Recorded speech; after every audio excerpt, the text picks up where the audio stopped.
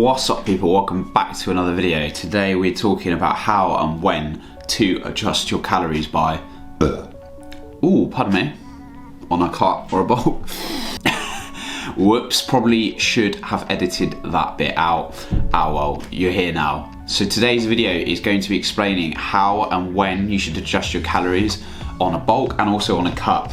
I think a lot of people understand conceptually that you need to be in a calorie deficit, i.e. burning more calories than you consume to lose weight, and therefore if you want to lose any fat. Similarly, to be in an optimal environment to build muscle such that we've got the energy to train hard in the gym, it's good to go into a small calorie surplus. A lot of us know this, but in terms of actually putting this into real world practice over time without gaining too much fat going into a big surplus and without going into too big a deficit that you can't sustain long term. So today's video is going to explain practical tips for how you actually adjust and do this on an ongoing basis. Reminders to drop the video a like and subscribe if you're new around here. Let's roll the intro and I'll get into the tips for today.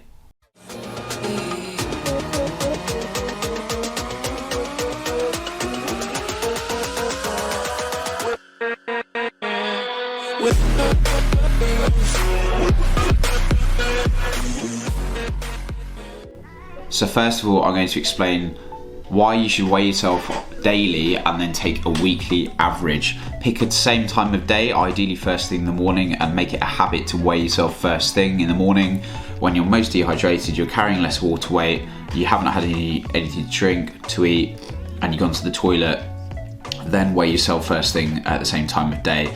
Do this daily and take a weekly average. This is the best way to account for water weight fluctuations because so many factors impact your weight during the day. Your weight can vary up to 1.5 to 2 kilograms during the day, depending on the timing of meals, the number of carbs you've had, the amount of sodium you've had, which leads to more water retention, alcohol intake. If you're a woman and you're in a certain period of your menstrual cycle, this can affect your water weight fluctuations as well. So all of these factors will have an impact on your weight throughout the day. So if you pick Wednesday afternoon at 4 p.m. and then compare your weight to Sunday morning at 7 a.m, you're not comparing like for like. There's too many factors and too many variables. Remember, what can be measured can be managed. So pick a time of day, ideally first thing in the morning, daily weigh-ins, take a weekly average, and this is the way to get an accurate view of how your weight is trending over time. That being said, let's talk about from the perspective of adjusting calories on a cut. So let's say you're aiming for 2,500 calories per day, and this puts you in a 500 calorie deficit, let's say. Now, if you are having 2,500 calories per day, Monday, Tuesday, Wednesday, Thursday, Friday, etc., for the first week, take those weigh-ins, take the average, see which way your weight is going. If your weight is coming down, then you're all good.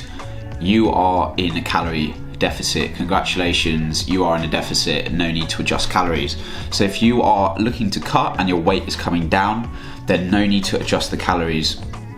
I would only recommend you adjust the calories when weight loss plateaus for the goal of a cut. So if after a couple of weeks you're doing these weigh-ins and your weight has stalled for 2 weeks, the average is not coming down, then at this point I would look to reduce the calories by about 100 a day. So slow and steady tapering down of the calories, because as your body weight comes down, your BMR, so your basal metabolic rate, and your resting calories that are required by the body to maintain your new lower body weight reduces. So gradually, as your body weight comes down over time, you're going to have to continue either increasing your output through NEAT, through exercise, etc., or reducing your calorie intake. Now, do this slow and steady, 100 calories per day, go again. Take the same weigh-ins, the weekly average, see what happens. If by adjusting down by 100 calories puts you back into a deficit and you continue losing weight, great, then just continue with this process. And this is the key point. Slow and steady tapering, either up or down, is the key. Doing anything too drastically, you're either not going to be able to stick to it long term, or you're going to go to too significant a deficit or too much of a surplus. So we want to be, on the air of caution here, slow and steady, tapering either way. Similarly, if you want to bulk, let's say you're aiming for your maintenance calories are 3,000 calories, then going into a small surplus, let's say a 10% surplus would be 3,300 calories, right? So you're aiming for a 300 calorie surplus in this example. If having 3,300 calories for the first week or two, you are slowly gaining weight, trending over time, then no need to adjust your calories yet. Do this until your weight gain, in the case of a surplus, plateaus. Once your weight plateaus and it stalls for a couple of weeks, then gradually increase the calories. So again, 100 calories per day for the next week. See what happens to your weight. Go to 3,400 calories per day. If your weight then starts to slowly coming up, stick with that again until it plateaus. Once your weight stalls again, 100 calories more, and basically just gradually taper up in the case of a gaining phase. So you can see the process is very similar.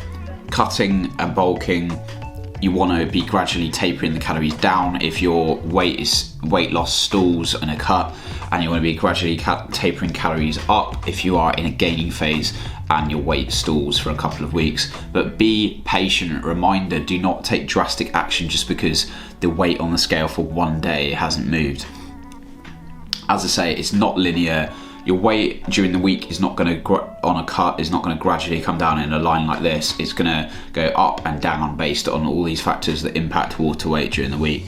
Think about that. Think long term. Don't be too impatient, and only look to gradually increase or gradually decrease calories based on your goals over a long period of time. And this is the way that you keep your calories in control, and you are going to get results. You just need to be patient. So in summary, only adjust your calories when weight loss plateaus in the case of a cut, and when weight gain stalls in the case of a surplus. So if your weight plateaus and stays the same for a couple of weeks in a cut, gradually decrease by 100 per day, go again. If it stalls in the case of a surplus gaining phase, then increase by 100 calories per day and go again.